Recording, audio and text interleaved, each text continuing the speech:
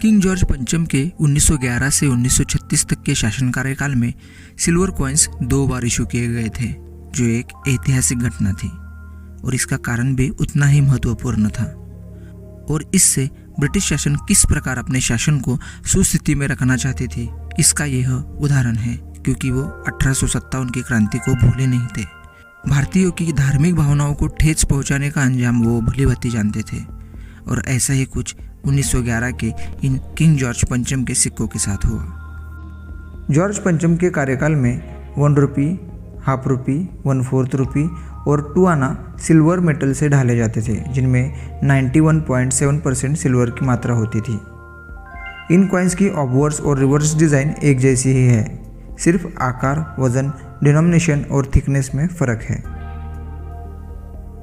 इन चारों silver coins की ऑबवर्स side पर किंग जॉर्ज 5th का लेफ्ट फेसिंग पोर्ट्रेट चित्रित किया गया है और जॉर्ज 5th किंग एम्परर की लेटरिंग की गई है। इस कॉइन की रिवर्स साइड पर कॉइन की वैल्यू और मिंट ईयर इंग्लिश और पर्शियन भाषा में अंकित किया गया है, जो गुलाब, कमल, शमरोक के फूलों और डालियों से डेकोरेट किया गया है।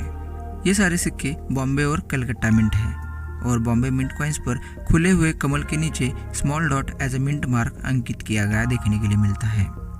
कलकत्ता मिंट कॉइन्स पर यह जगह खाली होती है, क्योंकि कलकत्ता मिंट कॉइन्स पर कोई भी मिंट मार्क अंकित किया नहीं जाता।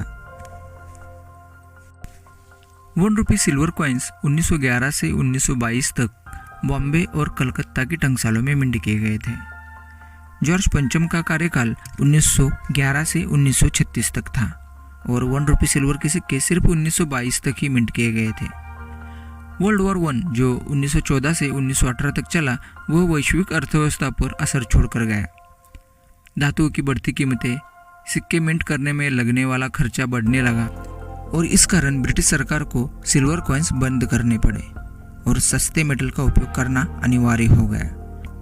और सस्ते मेटल के साथ साथ कागजी मुद्रा का विकल्प भी ब्रिटिश सरकार ने इस्तेमाल किया और सबसे कम मूल्य की 1 रुपये की कागजी मुद्रा 30 नवंबर 1917 में इशू की गई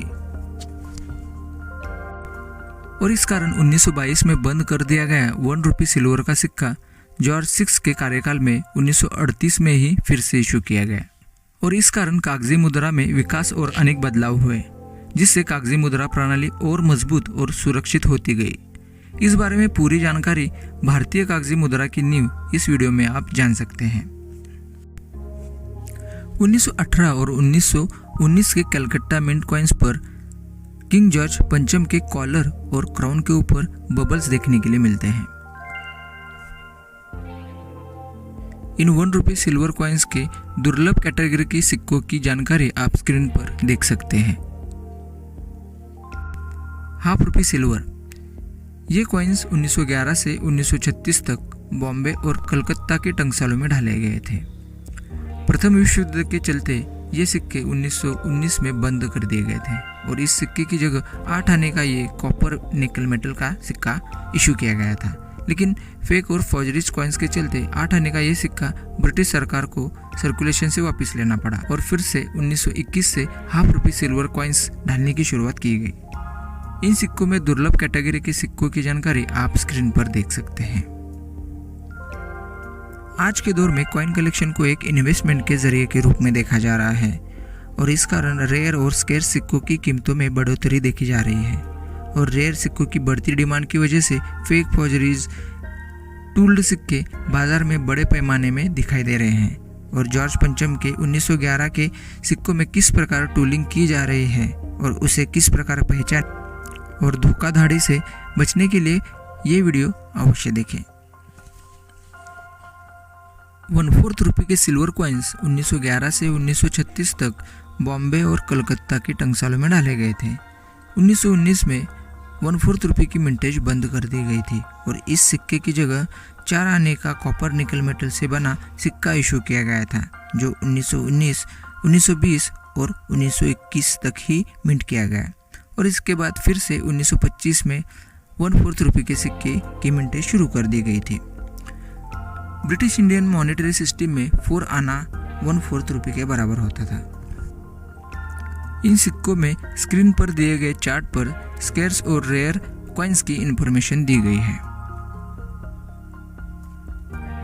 आना सिल्वर कॉइन्स 1911 से 1917 तक बॉम्बे और कलकत्ता के तंगसालों में बनाए गए थे।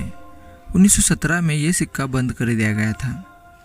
1918 में 2 आना के सिल्वर कॉइन्स की जगह 2 आना कॉपर निकल के सिक्के इशू किए गए थे, लेकिन 1/4 रुपये और हाफ रुपये की तरह ये सिक्का वापस इशू किया नहीं गया और ब्रिटिश राज का आखिरी 2 आना सिल्वर सिक्का बनकर रह गया।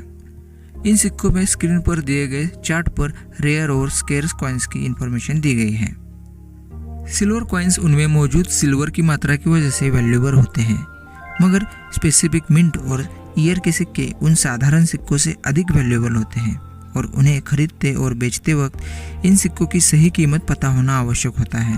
और इसलिए इन सिक्कों की मार्केट वैल्यू जानने के लिए प्लेलिस्ट में जाकर ये वीडियो अवश्य देखें। सो फ्रेंड्स, हम सबके पास पुराने सिक्के होते हैं और वो किसी अलमारी में छोटे से डब्बे में पड़े रहते हैं, लेकिन जब आप उस सिक्के के इतिहास को समझते हैं तो वही सिक्का हमें कीमती लगने लगता है। इसलिए सिक्कों की जुड़ी जानकारी और इतिहास की रोचक कहानियों के लिए बने रहिए हिस्टोरिकल इंडियन कॉइन्स के साथ। Thank you.